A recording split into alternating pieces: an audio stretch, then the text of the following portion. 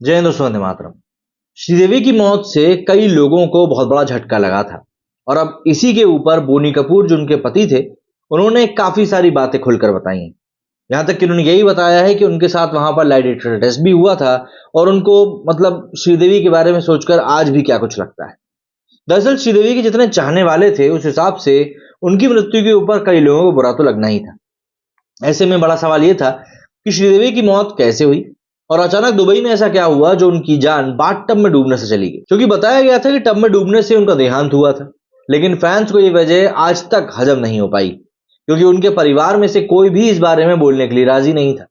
लेकिन अब पहली बार श्रीदेवी के फिल्म मेकर पति बोनी कपूर ने इस बारे में बात करी। उन्होंने बताया कि आखिर कैसे वो हादसा हुआ और क्या थी उनकी मौत की असली वजह।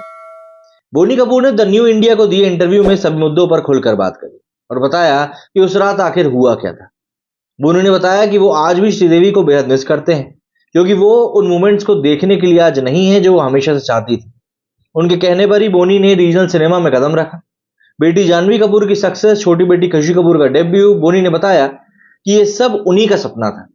बोनी बोले, मेरी लगातार 6 फिल्में साउथ में रिलीज हुई, सब हिट हुई हैं, लेकिन ये सक्सेस देखने के लिए श्रीदेवी का यहाँ ना होना बहुत खलता है, इसलिए मैंने उनकी ये फोटो यहाँ लगाई है। लगता है जैसे कि वो शायद यहीं है। बोनी ने कहा कि उन पर शेप में रहने का जुनून सा सवार था। उन्हें अच्छा दिखने की चाहत थी। वे चाहती थी कि हमेशा शेप में रहे, चाहे ऑन स्क्रीन हो या ऑफ स्क्रीन। वे हमेशा अच्छी दिखना चाहती थी और वो हमेशा अच्छा दिखने की चाहत के कारण ही अक्सर अपने आप को भूखा भी रखती थी। वे कई बार क्रैश डाइट किया करती थी, नमक तक नहीं खाती थी। उस दौरान भी वो डाइट पर थी। जब से उनकी मुझसे शादी हुई थी तब से उन्हें कुछ मौकों पर ब्लैकआउट की समस्या भी हुई और डॉक्टर कहते रहे कि आपको लो बीपी की समस्या है, आप नमक खाया करें, चाहे वो सलाद पर हल्का सा छिड़क कर ही क्यों ना हो, पर खाया जरूर करें। लेकिन वो किसी की भी सुनती ही नहीं थी। बोनी ने आगे बताया कि ये एक स्वाभाविक मौत नहीं थी, मतलब कि ये एक नेचुरल डेथ नहीं थी, बल्कि ये एक एक्सीडेंटल मौत थी।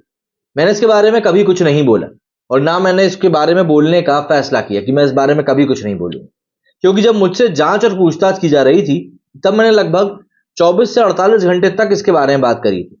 क्योंकि पुलिस अधिकारियों ने कहा कि हमें ऐसा इसलिए करना पड़ा क्योंकि भारतीय मीडिया का बहुत दबाव था और उन्हें पता चला था कि इसमें कोई बेईमानी नहीं थी, वहां कुछ भी गलत नहीं हुआ था। मैं सभी टेस्ट से भी गुजरा था, जिसमें कि लाइट डिटेक्टर टेस्ट भी शामिल था और साथ में कई सारी अन्य चीजें भी शामिल थी। और फिर जाहिर सी बात है, जो रिपोर्ट आई उसमें साफ तौर से कहा गया कि ये एक एक्सीडेंटल डेथ ही थी। इसी के साथ बोनी कपूर ने यही बताया कि श्रीदेवी के फ्यूनरल पर उनके को एक्टर नागार्जुन जब आए तब उन्होंने भी एक इंसिडेंट शेयर किया। वे बोले कि ये दुर्भाग्यपूर्ण था। बाद में जब उनका निधन हो गया तब नागार्जुन अपनी संवेदना व्यक्त करने के लिए घर आए थे और उन्होंने मुझे बताया कि उनकी एक फिल्म के दौरान वो फिर से क्रैश डाइट पर गई थी और इसी तरह वे बाथरूम में गिर गई थी। उनका दांत टूट गया था।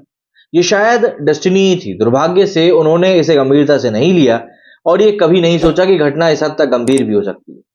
बोनी ने बताया कि जब उन्हें श्रीदेवी के इस जुनून के बारे में पता चला तो कई बार उन्हें खुद कोशिश करी कि पत्नी को समझाया जाए। यहाँ तक डॉक्टर से भी बुलवाया कि वे खाने में नमक लें, लेकिन इसका कोई फायदा नहीं हुआ।